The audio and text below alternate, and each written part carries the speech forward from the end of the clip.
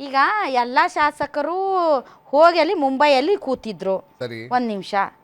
ಆ ಸಂದರ್ಭದಲ್ಲಿ ಕುಮಾರಸ್ವಾಮಿ ಅವ್ರನ್ನ ಮುಖ್ಯಮಂತ್ರಿ ಸ್ಥಾನದಿಂದ ಕೆಳಗಿಳಿಸಿ ಬಿಜೆಪಿಯ ಯಡಿಯೂರಪ್ಪನವ್ರನ್ನ ಮುಖ್ಯಮಂತ್ರಿ ಮಾಡಬೇಕು ಅಂತ ಬಹಳಷ್ಟು ಜನ ಪಕ್ಷ ವಿರೋಧಿ ಚಟುವಟಿಕೆ ಮಾಡಿ ಎಲ್ಲ ಹೋಗಿ ತಡ್ರಿ ಫಿನಿಶ್ ಮಾಡ್ತೀನಿ ಮುಂಬೈಯಲ್ಲಿ ಹೋಗಿ ಕೂತಿದ್ರು. ಆಗ ದೇವೇಗೌಡರಿಗೂ ಗೊತ್ತು, ಸಿದ್ದರಾಮಯ್ಯನವ್ರಿಗೂ ಗೊತ್ತು, ಡಿ ಕೆ ಶಿವಕುಮಾರ್ ಅವ್ರಿಗೂ ಗೊತ್ತು, ಮಳೆಯಾಗಿ ಹೋಗಿ ನಿಂತು ಬರ್ರಪ್ಪ ಮಾತಾಡಬೇಕು ಅಂದಾಗ ಮಹಾರಾಷ್ಟ್ರ ಪೊಲೀಸರು ನಿಮ್ಗೆ ಚಾನ್ಸ್ ಕೊಡಲ್ಲ ಅಂತ ಅವ್ರನ್ನೆಲ್ಲ ಓಡಿಸಿದ್ ನಾವೇ ಕಣ್ಣಾರೆ ನೋಡಿ, ಅದಕ್ಕೆ ನಾನು ಸಾಕ್ಷಿ ಇದ್ದೀನಿ.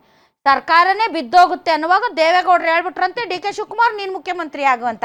ಯಾವ ಲಾಜಿಕ್ ಸರ್ ಇದು? ಸುಮ್ನೆ ಇರಿ ಸರ್, ನೀವು ಏನೇನೋ ಮಾತಾಡ್ಬೇಡಿ. ಪಕ್ಷದ ಶಾಸಕರ ಬಲ ಇದ್ದಾಗಲೇನೆ ಒದ್ದಾಡ್ತಾರೆ ಅಂತಂದ್ರಲ್ಲಿ ಅತಿ ದೊಡ್ಡ ತ್ಯಾಗ ಯಾವುದು? 40 ವರ್ಷಗಳ ಸುದೀರ್ಘ ರಾಜಕೀಯ ಪಕ್ಷಕ್ಕೆ ತನು ಮನ ಸಂಘಟನೆಗೆ ತನ್ನ ವಾಕ್ಚಾತುರ್ಯವನ್ನ ತನ್ನ ಶಕ್ತಿಯನ್ನ ತ್ಯಾಗದ ಪದದ ಅರ್ಥ ಹೇಳ, ಡೆಫಿನೇಷನ್ ಗೊತ್ತಾ? ತ್ಯಾಗದ ಪದ ಅಂತಂದ್ರೆ ತನ್ನ ಸ್ವಾರ್ಥವನ್ನ ಬಿಟ್ಟು ಏನಾದ್ರೂ ಒಂದನ್ನ ಇತರರಿಗೆ ಕೊಡುವುದು, ತನ್ನದೆಲ್ಲವನ್ನ ಬೇರೆಯವರಿಗೆ ಅರ್ಪಿಸುವುದು. ಪಕ್ಷಕ್ಕೋಸ್ಕರ ಡಿ ಕೆ ಶಿವಕುಮಾರ್ ಅವರು ಹೇಳಿದ್ದಾರೆ ಕಾಂಗ್ರೆಸ್ ನ ಪ್ರತಿಯೊಬ್ಬ ಕಾರ್ಯಕರ್ತನು ತ್ಯಾಗ ಮೂರ್ತಿಯೇ. ಆ ತ್ಯಾಗ ಕೇಳ್ತಿಲ್ ನಾವು, ಸ್ಪೆಸಿಫಿಕ್ ತ್ಯಾಗ ಹೇಳ್ರಿ. ಸಿದ್ದರಾಮಯ್ಯನವರಿಗೆ ಅಧಿಕಾರವನ್ನ ಬಿಟ್ಟು ಕೊಟ್ಟಿದ್ದು, ಅವರನ್ನ ಮುಖ್ಯಮಂತ್ರಿ ಮಾಡಿರುವುದು ಅತಿ ದೊಡ್ಡ ತ್ಯಾಗ ಅಂತ ಹೇಳಕ್ ನಿಮ್ಗೆ ಬಾಯ ಬರಲ್ಲ. ಮತ್ತೆ ಇನ್ನೇನ್ ತ್ಯಾಗ? ಹಂಗಾದ್ರೆ ಅವ್ರು ತ್ಯಾಗನೇ ಮಾಡಿಲ್ಲ, ಸುಳ್ಳು ಏನಾದ್ರು ಹೇಳಿ. ವಾರ್ನಿಂಗ್ ನಾನು ಪಕ್ಷದ ಅಧ್ಯಕ್ಷ ಸ್ಥಾನದಿಂದ ಸರಳ ನನ್ನ ಮುಖ್ಯಮಂತ್ರಿ ಕ್ಲಿಯರ್ ಆಗಿ ಹೇಳಿದ್ದಾರೆ, ನಾನು ಪಕ್ಷದ ಶಿಸ್ತಿನ ಸಿಪಾಯಿ. 6 ವರ್ಷ ಮುಗಿತಾ ಇದೆ. 6 ವರ್ಷದ ಪ್ರಕಾರ ಏನು ಒಂದು ಪಕ್ಷದ ಹೈಕಮಾಂಡ್ ಏನ್ ತೀರ್ಮಾನ 6 ವರ್ಷ ಕೊಡುತ್ತೆ ಅದ್ರ ಪ್ರಕಾರ ನಾನು ಮುಂದಿನ ಬೇರೆಯವ್ರಿಗೆ ಅವಕಾಶ ಮಾಡ್ಕೊಡ್ತೀನಿ ಅಂತ. ಒಬ್ಬೊಬ್ರಿಗೆ 2 ಹುದ್ದೆ ಇರಕ್ಕಾಗಲ್ಲ. ಈಗ ನಾಳೆ ಮುಖ್ಯಮಂತ್ರಿ ಆದ್ರಂದ್ರೆ ಪಾಪ ಅವ್ರು ಮತ್ತೆ ಅದು ಪಕ್ಷದ ಅಧ್ಯಕ್ಷ ಸ್ಥಾನ ಇಟ್ಕೊಳಕ್ಕಾಗಲ್ಲ. ಸೊ ಅದನ್ನ ಹಿಂಗೂ ಅರ್ಥ ಮಾಡ್ಕೋಬಹುದು. ಆಲ್ ರೈಟ್, ಆಯ್ತು ಸರ್. ಉತ್ಕರ್ಷ್ ಅವರೇ, ನಮ್ಗೇನು ಅನ್ಸುತ್ತೆ ಇವತ್ತಿನ ಡೆವಲಪ್ಮೆಂಟ್? ಮುಖ್ಯಮಂತ್ರಿಗಳ ಹೇಳಿಕೆ, ಡಿ ಕೆ ಶಿವಕುಮಾರ್ ಅವ್ರ ಹೇಳಿಕೆ, ಇದು ಇವರು ಯಾರು ಇವರು ಅಶೋಕ್ ಸರ್ ಹೇಳ್ತಾ ಇದ್ರು ಗಿರಿಶಾಸ್ತ್ರ ಕೇಳಕ್ ಹೋಗಿದ್ರ ಹಂಗಾದ್ರೆ ಡೆಲ್ಲಿಗೆ ಸುಮ್ನೆ ಅಲ್ಲ ಪಾಪ. ನೋಡಿ ಮೇಡಮ್, ಒಂದು ಬಹಳ ಸ್ಪಷ್ಟವಾಗಿ ಹೇಳ್ಬೇಕಂದ್ರೆ ಈ ಕಾಂಗ್ರೆಸ್ ಸರ್ಕಾರದ ಕುರ್ಚಿ ಕಾದಾಟದಲ್ಲಿ ನಿಜವಾಗ್ಲೂ ಬಡವಾಗಿದ್ಯಾರು ಅಂತಂದ್ರೆ ಕರ್ನಾಟಕದ ಜನ. ಇವತ್ತು ಬಹಳ ಡಿ ಕೆ ಶಿವಕುಮಾರ್ ಅವರ ಪರಿಸ್ಥಿತಿ ನೋಡ್ತಿದ್ರೆ ಬಹಳ ಬೇಸರ ಆಗುತ್ತೆ ಪಾಪ. ಇವತ್ತು ಅವ್ರಿಗೆ ಕಾಂಗ್ರೆಸ್ ಹೈಕಮಾಂಡ್ ಅವ್ನ ಭೇಟಿ ಮಾಡಕ್ ಕೂಡ ಅವಕಾಶ ಮಾಡಿಕೊಡ್ತಾ ಇಲ್ಲ.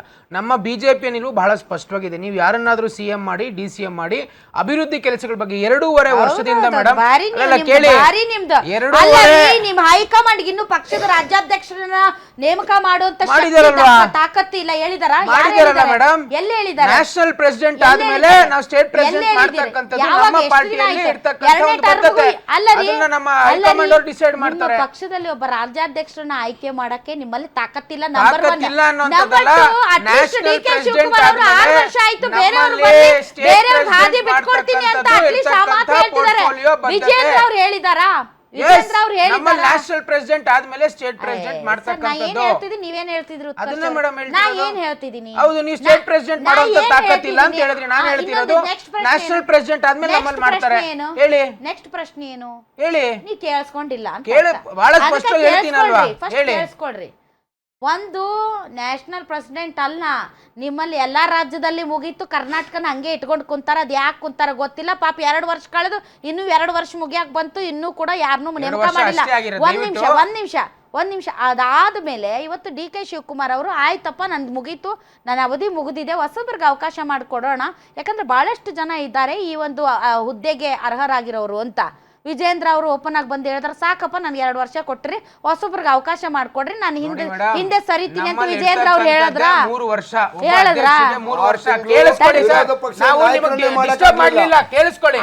ಇವತ್ತು ಬಹಳ ಸ್ಪಷ್ಟವಾಗಿ ಹೇಳ್ತೀವಿ, ನಮ್ಮ ಹೈಕಮಾಂಡ್ ಏನ್ ಡಿಸಿಷನ್ ತಗೋಬೇಕೋ ತಗೊಳುತ್ತೆ. ಆಗಿರ್ತಕ್ಕಂಥ ನೀವು ತಗೊಂಡು ಲೇಟ್ ಆಗಿರೋದು 2 ವರ್ಷ, ನೀವು ಮಾತ್ರ ಲೇಟ್ 5-6 ವರ್ಷ ಆದ್ರೂ ಇವರು ಒಬ್ಬರು ಲೇಟ್ ಮಾಡ್ಕೊಳ್ಳೋದು.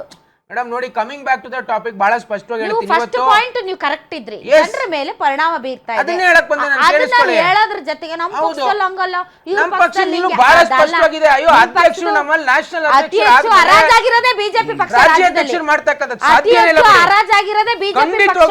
ಪ್ರತಿ ಬಾರಿ ಅಧಿಕಾರಕ್ಕೆ ಸಿಕ್ಕಾಗ ಫಸ್ಟ್ ಟೈಮ್ ಸಿಕ್ತು, ಫಸ್ಟ್ ಟೈಮ್ ಸಿಕ್ತು 3 ಜನರನ್ನ ಬದಲಾವಣೆ ಮಾಡಿದ್ರಿ, ಸೆಕೆಂಡ್ ಟೈಮ್ ಸಿಕ್ತು ಇಬ್ಬರನ್ನ ಬದಲಾವಣೆ ನಾವೆಲ್ಲೂ ಈ ತರ ಬೀದಿ ಕಳಗ ಮಾಡ್ಕೊಂಡಿಲ್ಲ. ಹೈಕಮಾಂಡ್ ನಾಯಕರ ಮಾತನ್ನ ಗೌರವ ರಾಷ್ಟ್ರೀಯ ನಾಯಕರ ಮೇಲೆ ಇದ್ದಂತ ಗೌರವಕ್ಕೆ ಗೌರವ ಕೊಟ್ಟು ಬಿಟ್ಕೊಟ್ಟು ಸ್ಥಾನನ ಬೀದಿ ನಾಟಕ ಬಿಜೆಪಿ. ಉತ್ಕರ್ಷ್ ಅವ್ರೆ, ನೀವು ಬರ್ತಾ ಭಾಳ ದಿನ ಆಗಿಲ್ಲ ಡಿಬೇಟ್ಗೆ, ನಿಮ್ಗೆ ಗೊತ್ತೈತಿಲ್ಲೋ ನನಗೆ ಗೊತ್ತಿಲ್ಲ.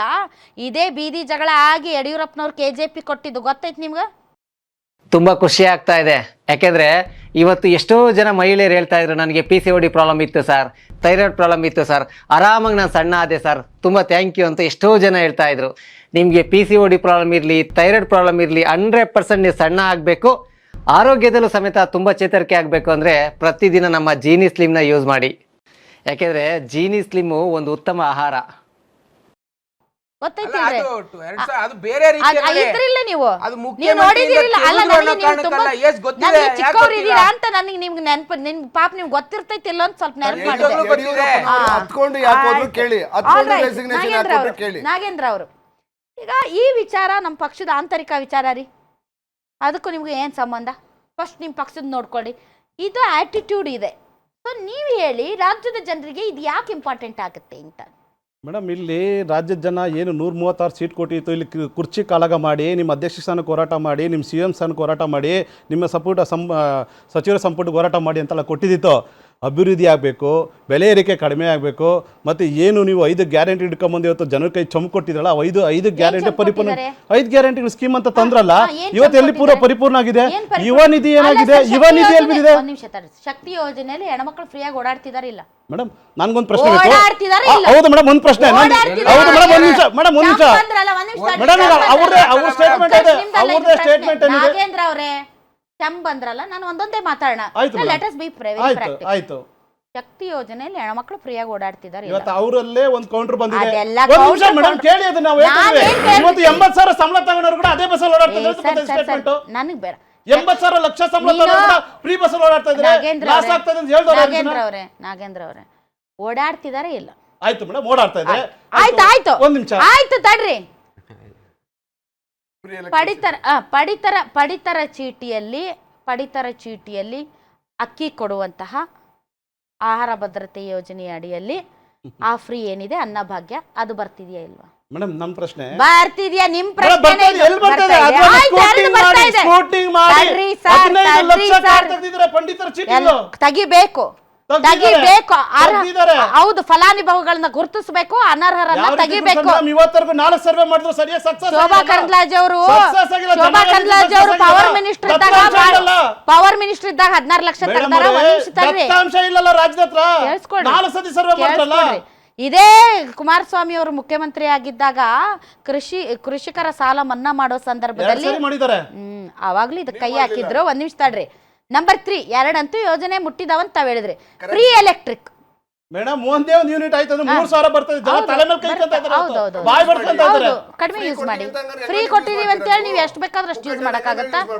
ನಮಗೆ ಆಯ್ತು, ಅದು ಆಯ್ತು. 3 ಆಯ್ತು. ತಡ್ರಿ ಸರ್, ತಡ್ರಿ 2 ಆಯ್ತು.